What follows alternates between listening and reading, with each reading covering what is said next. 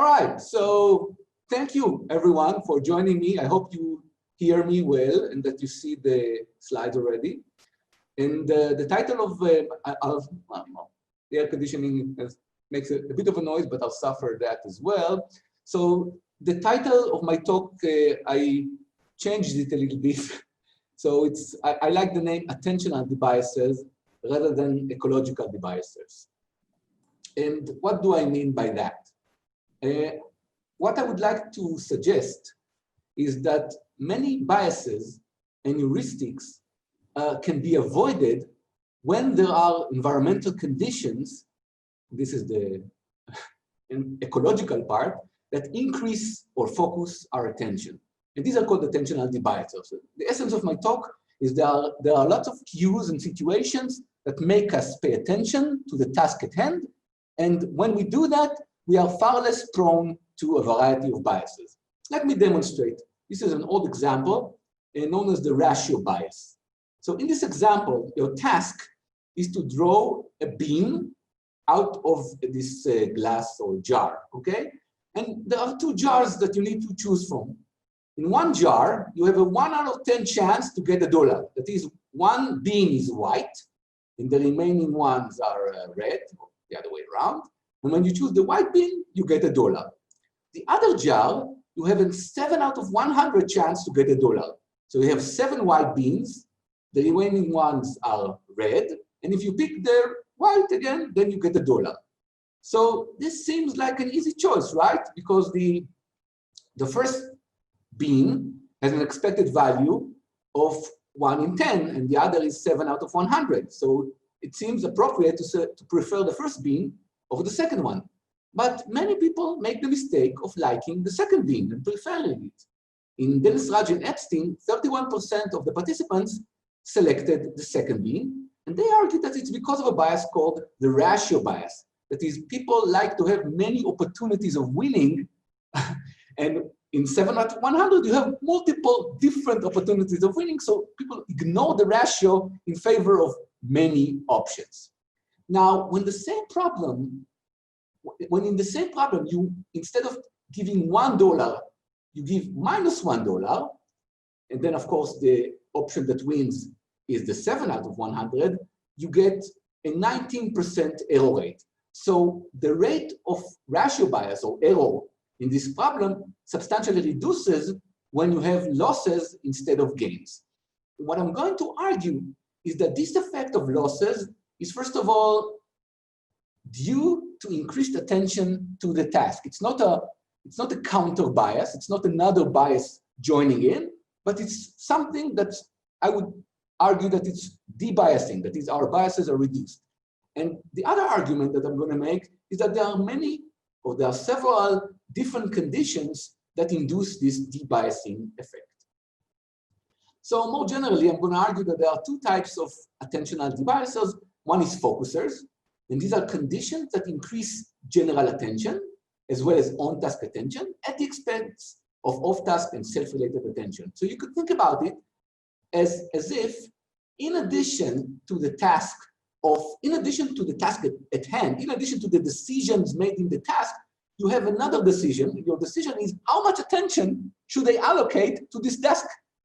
And focusers increase the amount of attention that we allocate to a variety of tasks. Then you also have distancers. Distancers are cues that reduce capturing of attention by evocative aspects of the task that are irrelevant. I will talk less about them. So in the current talk, I'll demonstrate the effect of these devices and contrast this attentional devices approach to the nudge and boost approaches. So let's start with focuses, and I'll give 4 examples or 4 categories of focuses: significant consequences, cooperation with other individuals, losing, and encouraged deliberation. Let's start with focuses. Let's start with significant consequences. So the idea here is that when the problem is incentivized, when you have significant outcome for doing things right, your likelihood of investing attention increases, and as a result, biases diminish. And here, what I'm going to do is, it's kind of a review of reviews. So for each focuser, I will give the result of an extensive review and then give an example. So summarizing their extensive review, Kammerer and Hogarth say, high incentives does improve performance often, typically in judgment tasks that are responsive to better effort. So when you have tasks that are responsive to better effort, high incentive increase effort and reduce biases. And here's an example, quite a famous one. You probably are familiar with the Linda problem. Let me remind you, Linda is an outspoken, single, very bright 31-year-old woman who is involved with issues of discrimination and social justice. And the question that Kahneman and Tversky ask is, what is more likely? Linda is a bank teller, or she's a bank teller who's active in the feminist movement. And obviously in their study, most participants said B. Well, obviously this is inconsistent with probability theory. It can't be that B is more likely than A. But Kahneman and Tversky didn't incentivize their participants. Charles et al. Replicated Kahneman and Tversky's experiment in 2010 and still found that in an unincentivized condition, 60% got it wrong. But in a randomized incentivized condition, only 33% got it wrong. So most people got it right. And this was replicated in 3 experiments. So when you give the Linda problem with incentives, most people do not respond wrongly. And you maybe remember that Kahneman argued that people use the representativeness heuristic. So most people don't behave as if they use the representativeness heuristic when they have incentives. And I would like to argue that this is because of the increased attention that incentives bring about. And here's an example from a study where we gave participants a 2-button choice. Participants select a button, they get payoff. Select, it goes back and forth 100 times. And we measured participant pupil diameter. Pupil diameter is an index of arousal, actually what's known as a sympathetic branch of the autonomic arousal system. And what we see here is people pupil diameter as a function of time. Time 0 is when they see the outcome. And the grayish line is for gains, and the black one is for losses.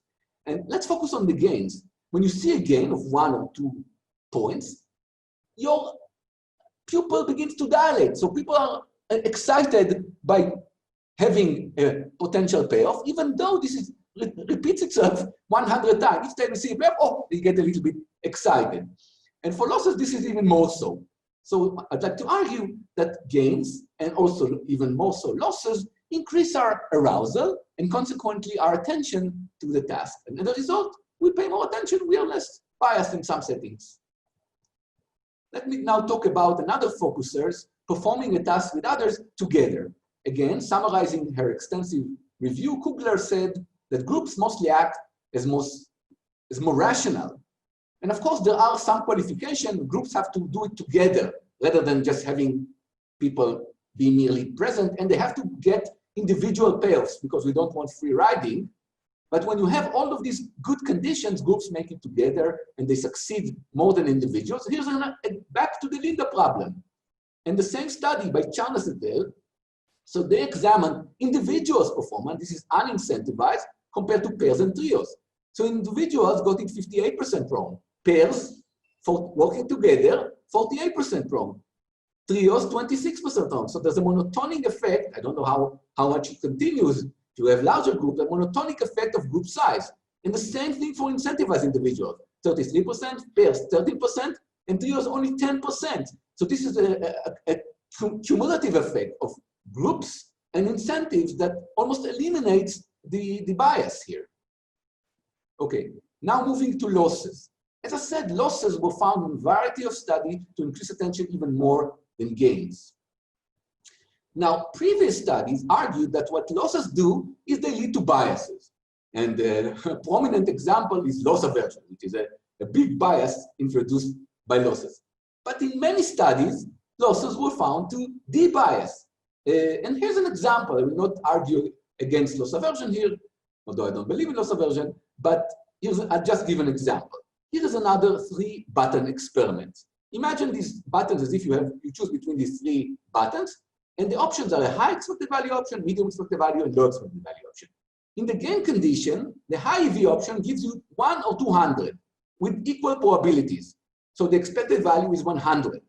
The medium expected value gives you 50 for sure.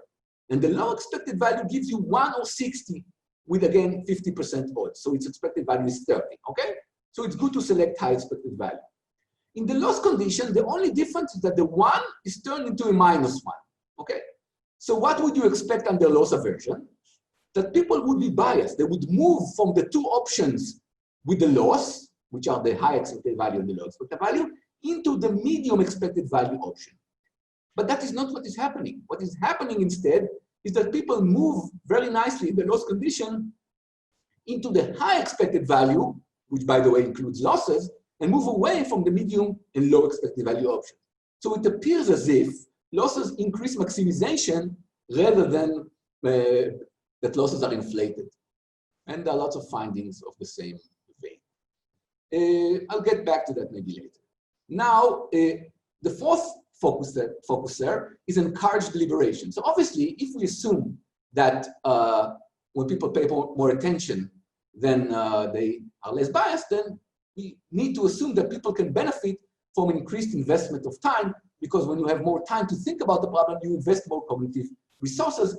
And prominent examples are in the cognitive reflection test. This is these 4 questions that have misleading answers. And in this test, when you give people more time, people perform better. And other similar findings come from studies where you have the same total time on task, but you have more like quality time. You have more time on the task at hand and less time on competing tasks. For example, studies have shown that when a cell phone is introduced on your table, you will make more biases. When you take away the cell phone from the table, you are less biased. The same principle is used in what so-called the mindful eating interventions. In these interventions, try to improve your eating strategies or reduce overeating by shutting down additional targets of attention beyond the task of eating, such as TV, and asking people to really pay attention to the task of eating. A recent meta-analysis shows that these techniques have similar effect sizes to methods based on nudge. Just focusing on the task at hand. Now, I'd like to make a disclaimer. First of all, 2 disclaimers. First of all, increased attention doesn't always work. Arousal and attention is assumed to have an inverse U-shaped effect on performance. That when we are very aroused, for example, maybe like some of the speakers in this conference, increased attention even more will not help, might be detrimental. For example, you can see that in studies by Ariely, Gnisi et al., where they gave people in India and Africa like huge salaries, and this really did impair their performance. But obviously, the correct strategy would be not to use these huge amounts. Also, focuses were not found to affect certain biases. They don't affect every bias. Especially, they did not affect delay discounting, probability weighting, and the endowment effect. And one might argue that more generally, they do not affect the so-called psychophysical biases. So these are transformations of objective features, such as probabilities and times, into subjective attributes. Very automatic biases are not affected by focusers. How much time do I have, Essie? Are you taking time? I forgot to unmute myself. Yeah, you have 5 more. 5 more minutes, great. 5 more questions. Again, great. Okay, so let me just contrast this attentional debiasers approach to the nudge approach. Under the nudge approach, you use biases to lead people into advantageous decisions. And there are lots of examples that this works. For example, organ donation, the famous status quo paper by Johnson et al., showing that the status quo largely affects your decision whether to donate your organ. Salary donation, you adhere to the status quo even when this affects your salary, if you contribute this or that based on the status quo. And also in Israel, the 10 agorot fine for a nylon bag was found to reduce people's use of nylon bags, and this is attributed to loss aversion, which I would argue is simply a wrong attribution. But more generally, nudge theory, there's belittled the importance of attentional debiasers. So they say that people can't essentially pay more attention and reduce their biases. Let me just quote one thing here. I think we're better off changing our immediate environment than believing that we can do it through the power of the mind. That is, maybe people sometimes can change, can pay more attention, but this is not practical. This is what the nudge approach said. But as we've seen, the power of the mind is escalated by all kinds of environmental conditions that increase attention. And I would like to argue that these conditions are ubiquitous. They are ever present, for example, in sports game, in computer game. All of these things are incentivized, they include losses, and they make us think harder. Now, what about, however, these nudge studies which show that even in important decisions that where we face large losses, people are still, people's behavior is dictated by the status quo option. For example, organ donation. In organ donation, it's an important decision where other people can benefit. We are still moving according to the status quo. And also in donation of one's salary, we are giving away some of our salaries. Still we use the default. It's as if we are not thinking about the problem. So what do I have to say about that? Why do losses and significant outcomes don't work here?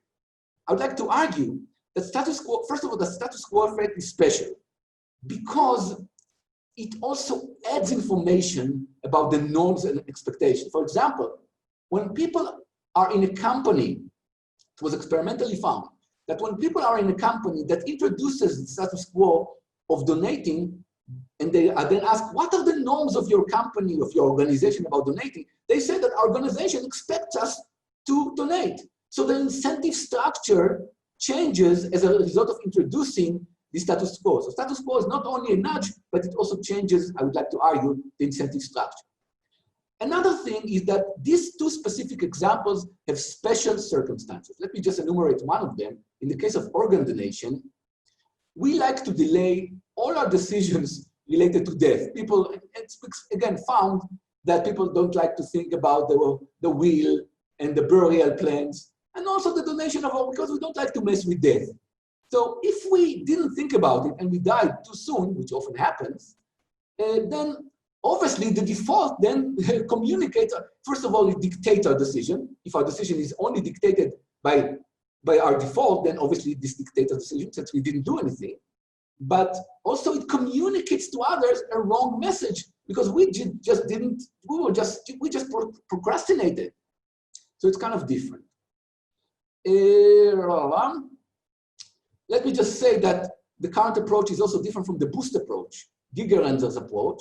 This approach basically says that when you have clear and unambiguous information about decision outcomes, then people make correct judgments. So the idea here is to improve the way probabilities and outcomes are presented to the decision making.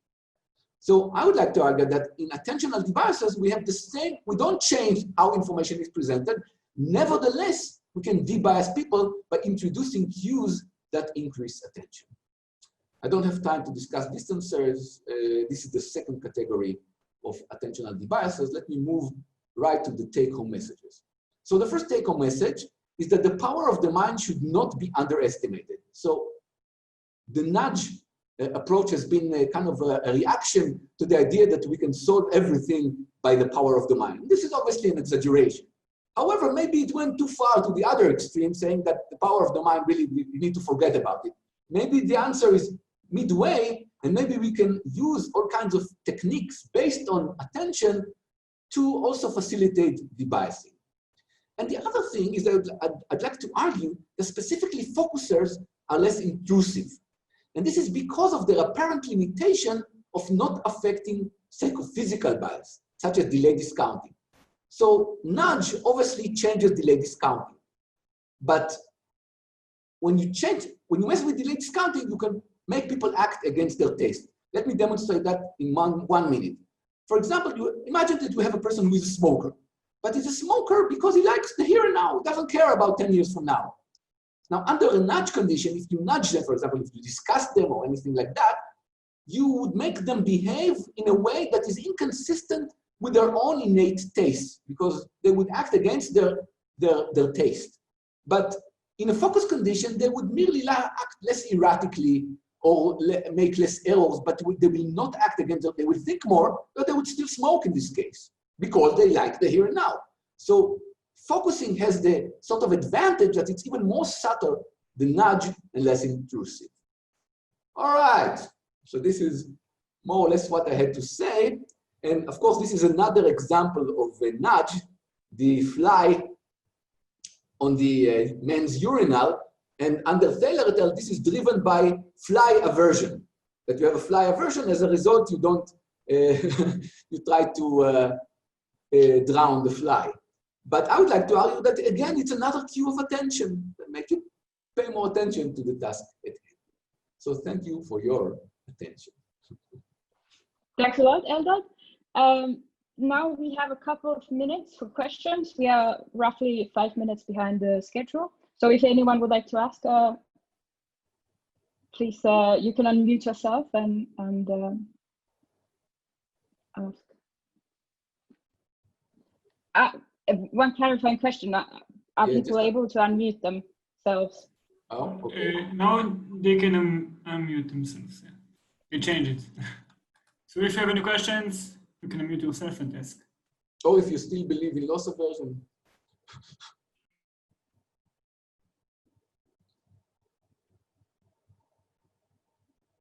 We can't hear you. You need to unmute, Christina.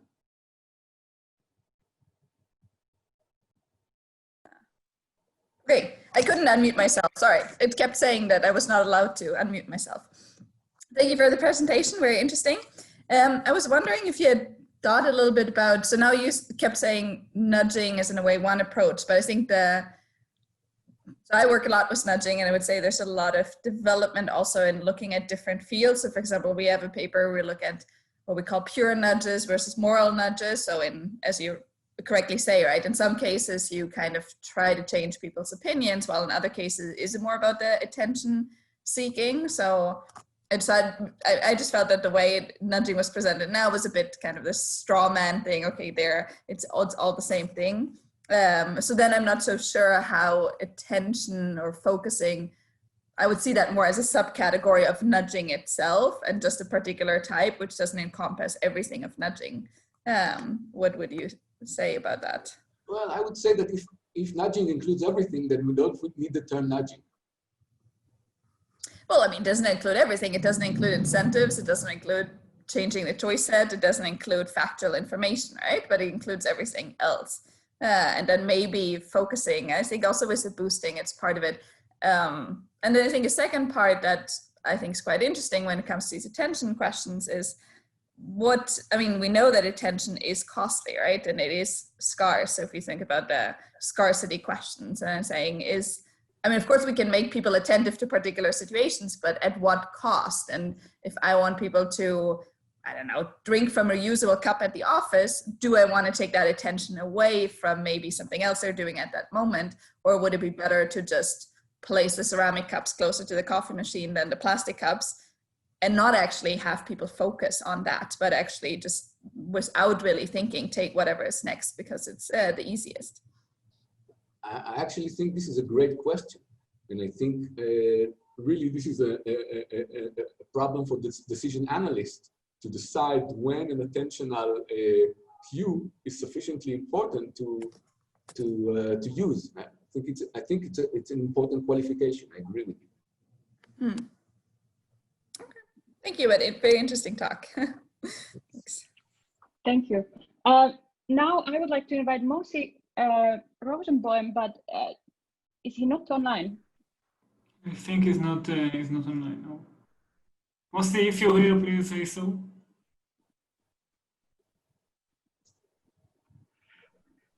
Well, so I guess we have to continue.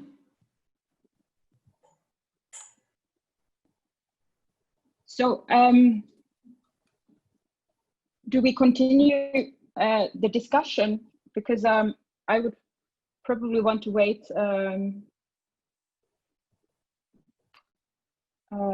20 minutes. I know I have my supervisor joining in at that hour. So do we want to further discuss? I sort of agree with Christina that you will see soon with my paper that I'm using nudges indeed to increase focus. Do you have do you want to elaborate on this, Eldad? It's a matter of definition. You know, it's I don't like to argue. I like to argue about a lot of things, but about the definitions, I don't like to argue. if you define nudge in a very, let's say, detailed manner, then you can define it to include focuses, of course. It's a matter of definition. I would argue that under Thaler's original definition, this is not consistent with nudge. But you can define it differently, of course. That's fine. I think one of the problems, to be frank, I think one of the problems of the nudge approach is that it's really become over-inclusive and includes everything. That's kind of a problem because, or maybe it's not a problem. Maybe it's actually I withdraw myself. I don't think it's a problem only scientifically. Practically, it's great.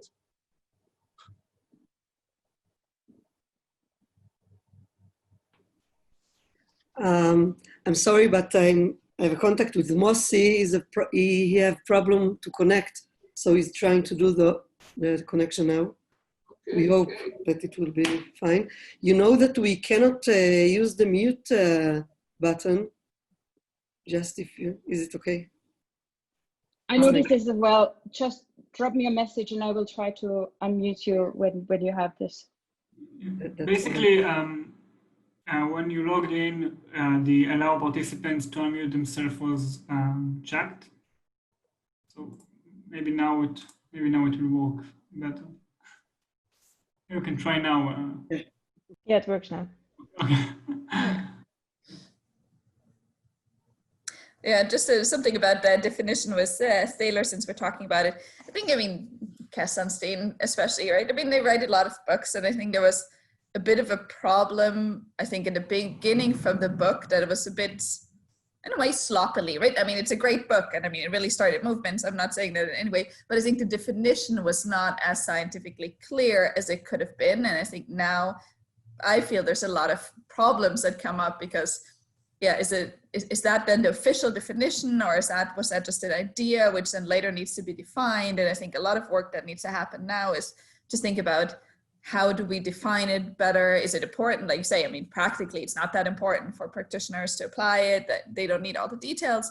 But of course, I think, so I do a bit like welfare analysis, and there it is quite important to think about, are we trying to change people's preferences or just shifting their attention, and at what cost are we shifting their attention?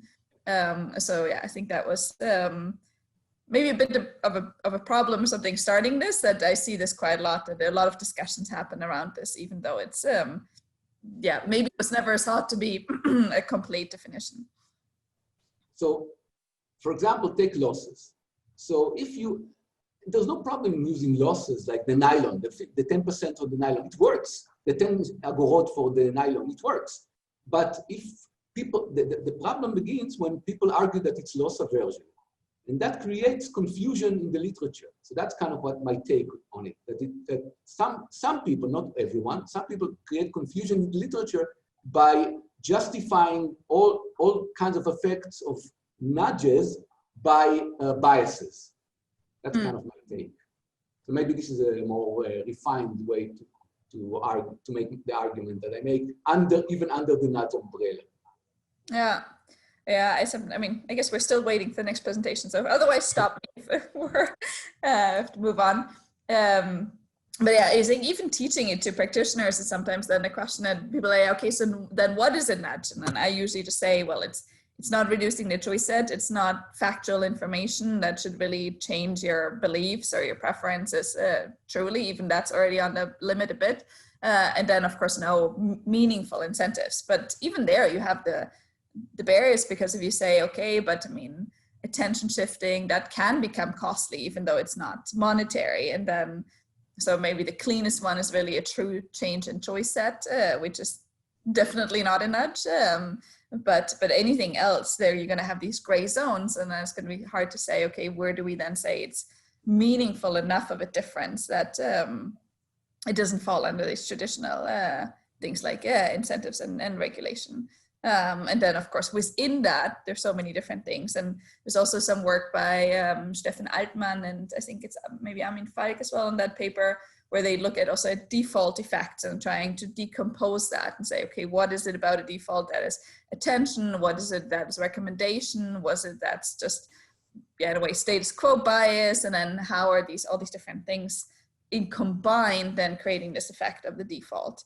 And then because if you think a default is a recommendation, then it shouldn't really be a nudge, because then it is information about changing. I have a study on menu effects, and if you put what's first on the menu, if you think people put that there because it's the best food at the restaurant, then it's also more than a nudge.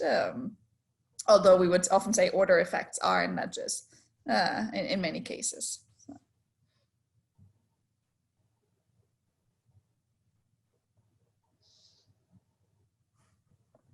I guess what I try to enumerate, maybe partly successfully, is conditions where actually you try not to change the task to the extent possible.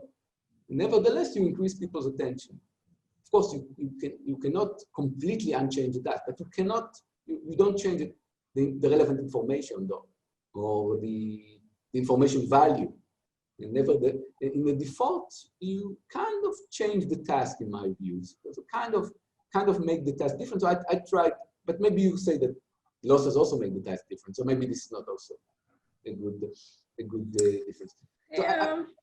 I don't know. I guess it also depends a bit on the context, right? If you would think a default in organ donation is maybe a bit different than a default in printing, duplex printing or something like this, where with organ donations, many people will have stronger preference as well for default duplex printing. It's also the question of how much is there a true preference behind that, or with a lot of other things.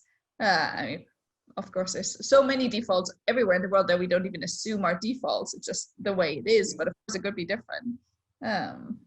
So I think again that if again under the nudge umbrella, my argument would be that the sort of error that often comes from behavioral economic biases, nudges, I don't agree with it, and I think this is what you say as well. That there's more to that. It's more complicated. It's sometimes biases. It's sometimes de-biases. It's not. But often the nudge leaders present it in a simplified way that is misleading to the public, and then designers also use this simplification wrongly.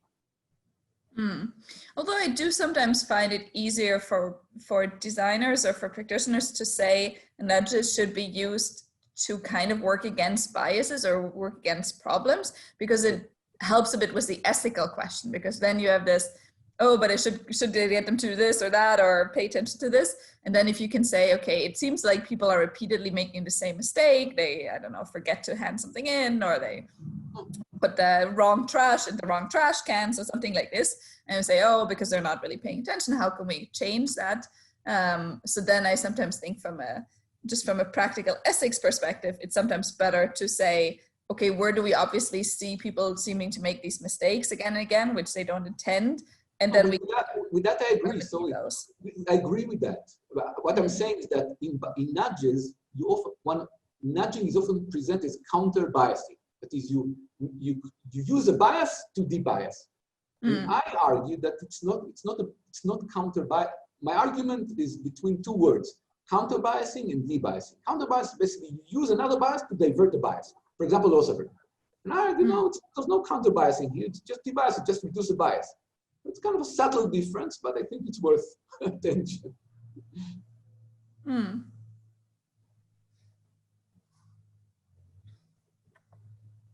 So we lost the second speaker.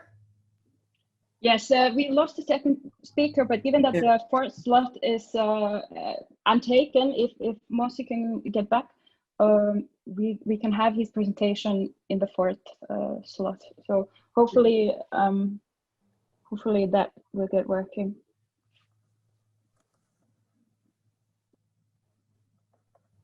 And when are you supposed to start, Essie? To stick to the schedule, I will start stick to the schedule. So when are you supposed to start? 50 past. So in 9 minutes. In 9 minutes, okay. Then I'll just mute myself here. Okay, so we are, Essie, so we are starting your talk in 9 minutes. I have time to drink coffee for 9 minutes. Yes, go and fill up your coffee mugs, and we will continue in. So.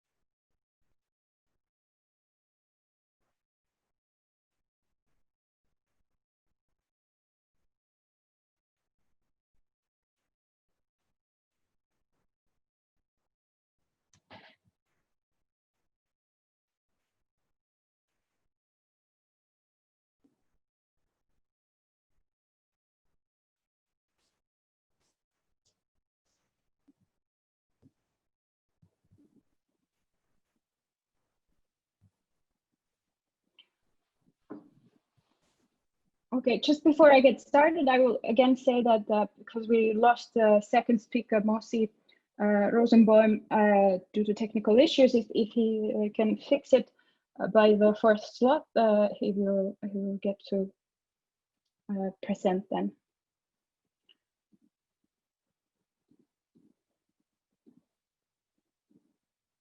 Okay, I will start now. My presentation is on choice architecture and transparency. And this is the first time I'm discussing the results. So I hope you have a lot to say about this. So my topic is choice architecture. And as we were discussing earlier, my main interest is nudges. And these are changes to the decision environment that I take to meaningfully impact the decision making. But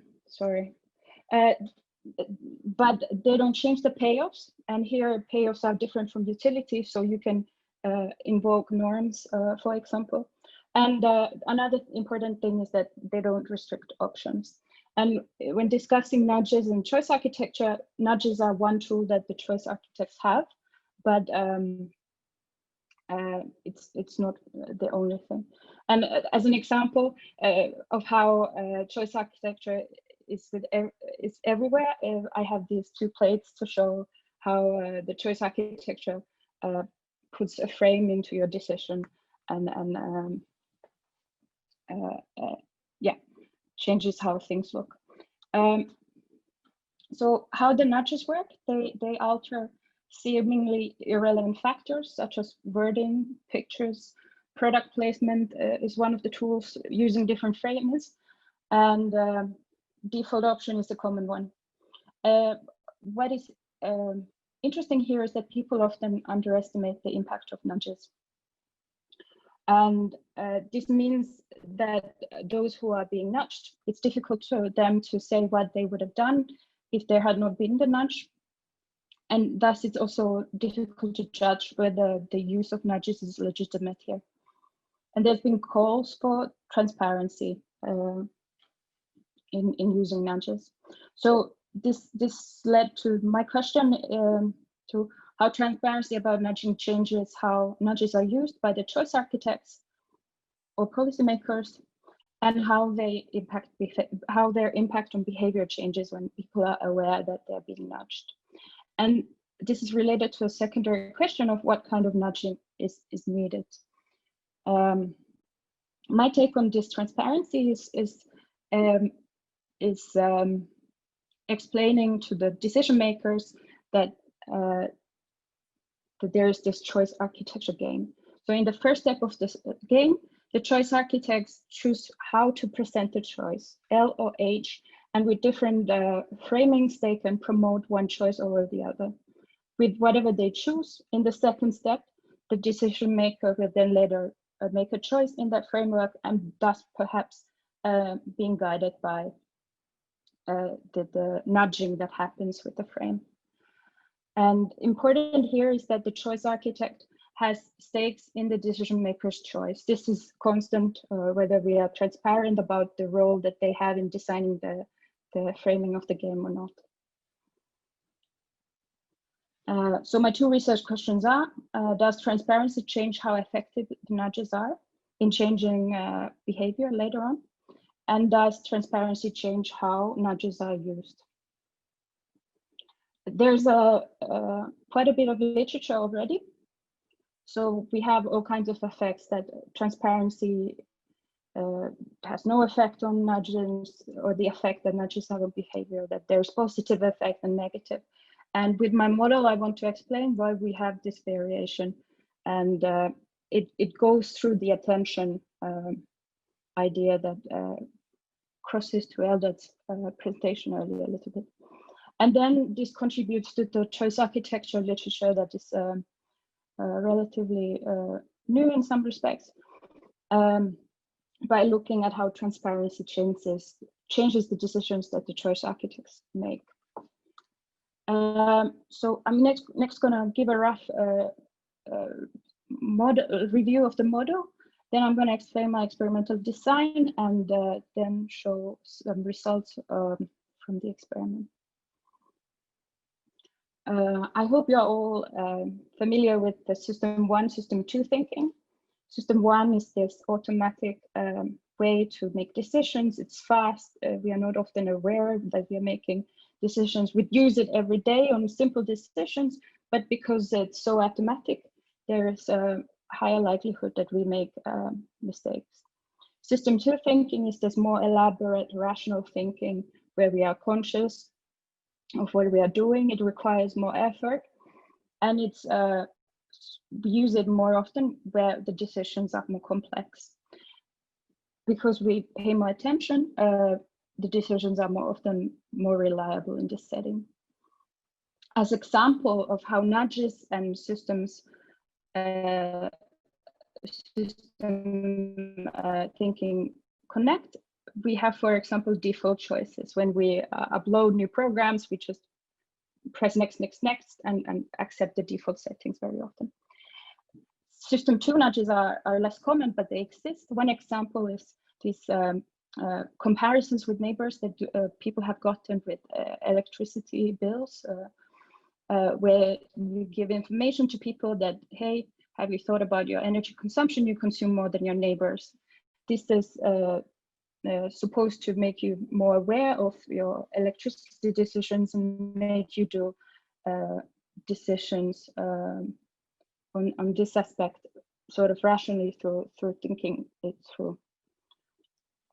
So my model's idea is that you can influence people either to system 1 thinking or system 2 thinking. And there are a couple of dimensions. So system 1 nudges to work effectively are supposed to sort of decrease attentiveness or make the question simpler so that you follow the cue or nudge that's placed there more reliably. And then the second part is, of course, to direct the nudging towards the desired option. With the system 2 thinking, you want to increase attention to the question at hand. And then you want to help people make a good choice, but here the directedness is not so clear, because when people think on their own, you have less control over what direction you are guiding their decision making towards. And there are 3 important dimensions that are going to get really obvious when we look at the data. So what matters is, where do we start from? Is there a bias or mistake happening when people interact in the environment that we can correct? What is the baseline attentiveness? Can we still increase it, or do we want to decrease it? And then what is the space? What decision do we want to encourage? What do we don't? And how does it relate to the starting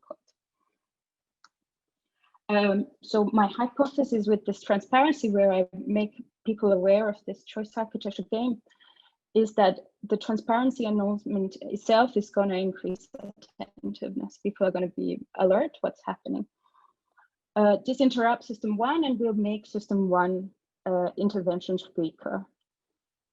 They should not have the same impact on the system 2 nudges, and hence we get these 2 hypotheses that system 1 nudges such as default should have a weaker effect, but system 2 nudges such as comparison to neighbors should not lose their impact.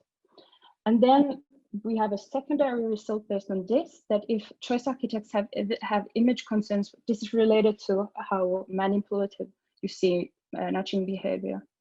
That system 1 nudges should be used less because they have less sort of benefit, but you lose the same still or more with your image. And that system 2 nudges should not carry these costs, and thus they should be used more relative to the system 1 nudges. So to go to the experiment design, the basic choice is over a performance task target. The decision makers are repeating a real effort task. They have done it once before, and they get to choose between 2 incentive schemes. Choose a high target and you get a $6 reward. or choose a lower target and you get a $4 reward. If you don't reach this chosen target, you don't get any reward. So there's a high risk that you will lose all money. The choice architects will get $5 if they make the decision maker to choose the high target. We also elicit the decision maker's risk preference and confidence in their performance, but these are sort of secondary. The choice architects choose how to present the choice. We have 3 options for them. First option is simple. It just asks, choose one of the 2, and there's no nudge. We have decided to always keep the order of the options fixed, so the lower target is always presented first. As a system 1 nudge, we use the default option, which is very common in the literature to use as a nudge. And in system 2, we ask them to do a risk-benefit analysis of the task before they make their choice. Besides this, we ask the choice architect's beliefs about how effective and manipulative they find each nudge to be. And I will just show you the screenshots. So this is the simple question. You can choose your target. There's also the default where we have both in wording and by pre-selecting the high target already, we are nudging them to choose the high target. And then the last one, the risk-benefit analysis, we have this blue box that says sometimes it's worth taking a risk. We ask them to consider the real chances of success. We tell that this is entirely voluntary to do and doesn't affect their earnings at all, but still we advise them to follow their own judgment. So, and then last, what is our treatment? In the transparency, we tell the participants that there are 3 different presentations of this question. The options and consequences are the same in each case, but they are structured and worded in a way that has been shown to affect people's choices. Player B will choose which is shown to you, and depending on what you do, B may also get some money, and B has also seen this message. In the control, to keep some things constant, we also want to say that these monetary reward is dependent on what they choose, but we don't explain in any way how this might happen. So to summarize, we are interested to see how transparency changes how nudges are used and how effective the nudges are changing behavior. We have 2 treatments, main treatments, or the treatment and the control. And then we also have these 3 nudges that we, or three architecture options that we want to study. We ran an experiment very recently. This was done online and the participants were recruited through Prolific. The software was programmed in O3. All participants were recruited from the United States. We checked attention. So if they failed more than 1 check, they were rejected. Because the task of the choice architects was relatively abstract, we recruited among bachelor degree holders. With the decision makers, we didn't have this. You have some average payments, and then we recruited little under 200 choice architects and little over 400 decision makers, because they have this more complicated treatment structure. And we, to make the numbers match, we matched some decision makers to multiple, choice architects to multiple decision makers. To the results, did choice architects change their nudging decision when they were under transparency or not? And we basically get that they didn't react in any way. So the problem here might be that in this online environment, image concerns don't really matter so much. The decision making is fully anonymous. I will look further into this as I keep working on this project if something comes up, but it seems at this moment no effect. What about the decision makers? Do their behavior change when we look at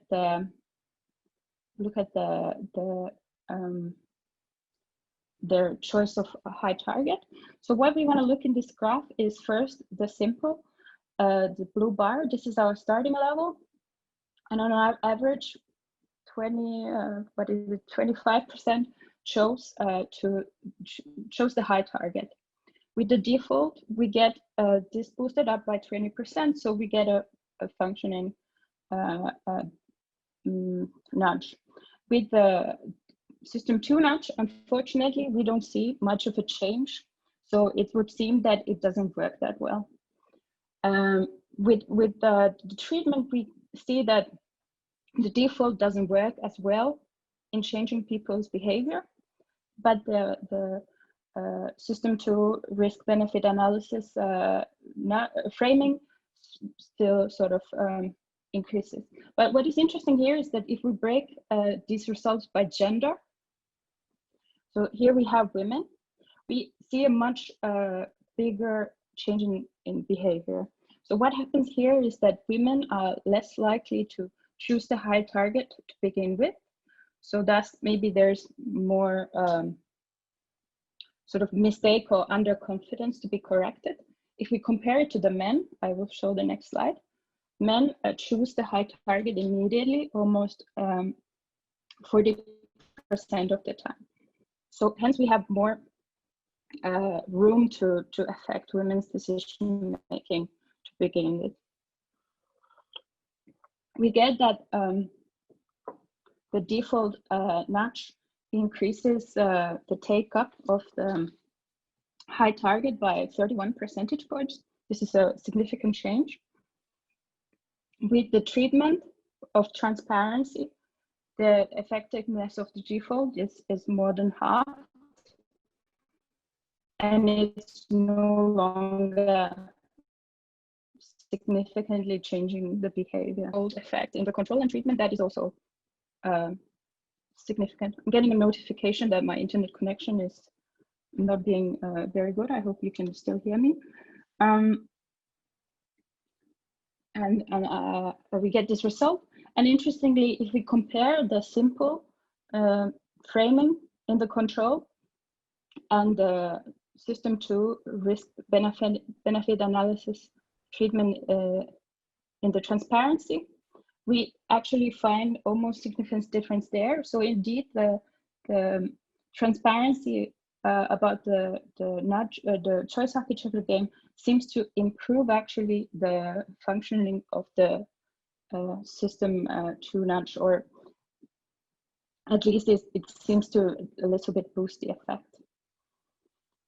With men, in contrast, we don't seem to see that much of a pattern, and my explanation for this is that they already start from such a high level of choosing this high target that there is not much room to encourage them to choose it more.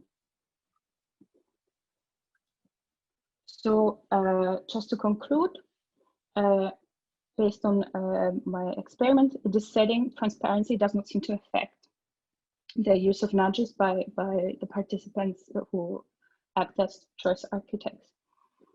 The nudges, on the other hand, seem to have an effect, and transparency seems to have an effect on how the nudges work. So this is mostly driven by sort of targeting women, because men seem to be unaffected to a large degree with this framework. And this is because women choose the high target less frequently to begin with. And I don't know, I haven't had time to think about it further, but my first instinct that is it might be related to lack of confidence or risk aversion that might be higher among women. And we find that transparency weakens the effect of the default nudge, but does not have this reducing effect on the risk-benefit analysis nudge that is meant to work through the system too. Okay, I'm very close to my 20 minutes. So now I would like to open the floor for any questions. And I'm not sure if you can open your microphones. If you cannot, just drop me a message and I will try to. And then you do yourself. It seems to work. Yes. Okay, then I'll just have one comment. So you said now that you think that the difference between women, and I think that's also plausible, is because they start lower and have more way to go, so you don't have the ceiling effect. But there's also quite a lot of literature on social norms and these showing that women react stronger to framing, so that women are just more sensitive to any type of change in the decision context in a way, and especially things that have some kind of normative. So since you were saying that you chose the default and what we discussed earlier, the default one is kind of the, sorry, there's a lot of construction outside.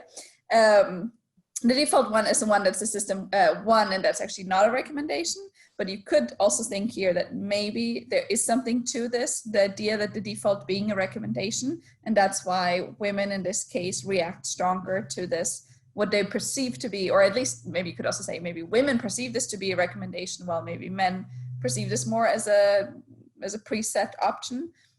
So maybe just to look into that literature, because that could come up on these questions of women reacting stronger to things like social norms, which would be in line with the women perceiving the default to be some type of recommendation versus it might be differently affected. Point very well taken. I will have to have a look on that literature. Thank you.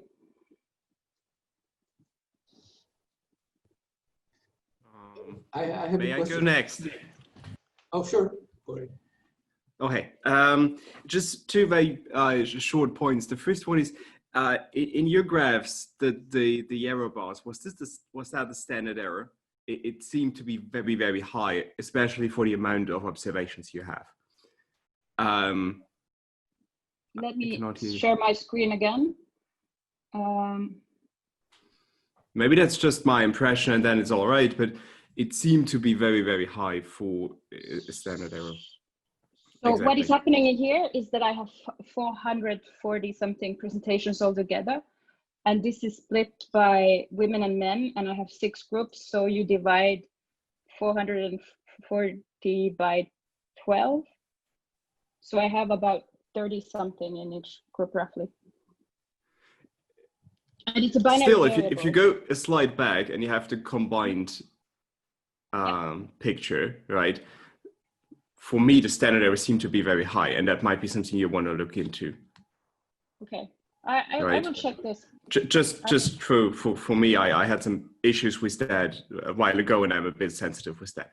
And the second thing is there is this theory by Löfgren and Nordblom, 2020, also covering the effectiveness of nudging based on the importance of the decision as well as decision makers' confidence. That might be something you want your paper to relate to. Just when you go on and work with it, because you haven't mentioned it somewhere, and this is something that was recently published and something you should probably tackle. Maybe I missed it and it's already included. No, it sounds like something new. So thanks a lot for giving the heads up. Sure. Besides that, very interesting topic. Very, very good. Very, very interesting. Thank you. Thank you.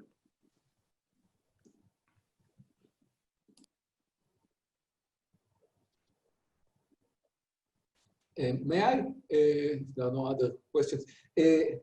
So I think your prediction was very interesting, first of all, that the transparency would affect, it's kind of very corresponding with my work, that the transparency would work on one type of nudge and not the other. And I wonder if whether perhaps the reason that it didn't work is because maybe the manipulation was weak. So maybe you could tell us a little bit about how you implemented this transparency manipulation. Right. So they go through from page to page, And in the control, they have this text that says, by the way, this decision is going to affect player B, and he or she has also seen this message, but we don't highlight it any other way. In the control, we give them a little box of information explaining the text that I had, that there are 3 presentations of this, and it's highlighted in color, and they have to check a box underneath saying, I understood, I've read and understood the message. So this is how I implemented the treatment, and it seems to have worked. That when I have these secondary measures and I check how much people spend time on making this decision between the two targets in the next page, they spend roughly a couple of seconds more on the page after they have seen this transparency note. So it seems that people do see it. I wonder if we would put the transparency sort of information into the task proper, would the effect be even stronger? So for example, if you have a default, I'm just imagining, say that you have a default effect. So say, notice that for some people, we are giving this presentation in this manner, and for the other people, we give a presentation in that manner.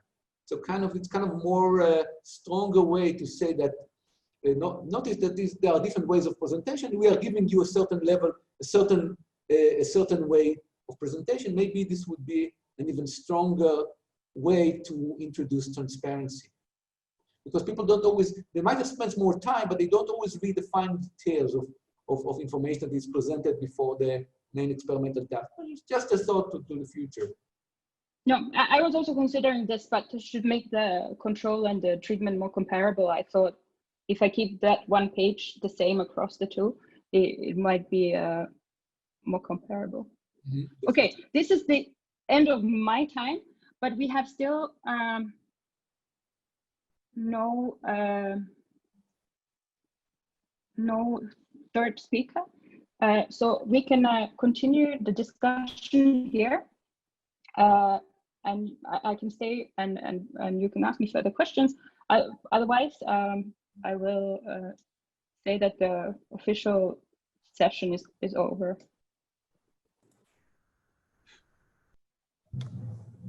Great, thank you. Just one thing, so I had a master's student who actually wrote similar papers, see this to your paper right now, but she looked at kind of conflicts. So she was looking into donations to Planned Parenthood and whether if you make that a default or not, or make it transparent or not. So just if you want, you could just send me an email and then maybe I could send that to you, because it's very much related to this, but because it also looks at the transparency, but there you actually have this idea of kind of how much does it contrast to what I personally believe. I don't have all the, let's not bore everybody with the details, but if you're interested, just send me a mail and then I can forward that to you. Thank you. Sounds interesting. For the presentations, and I'll jump into a different session then. Okay, bye-bye.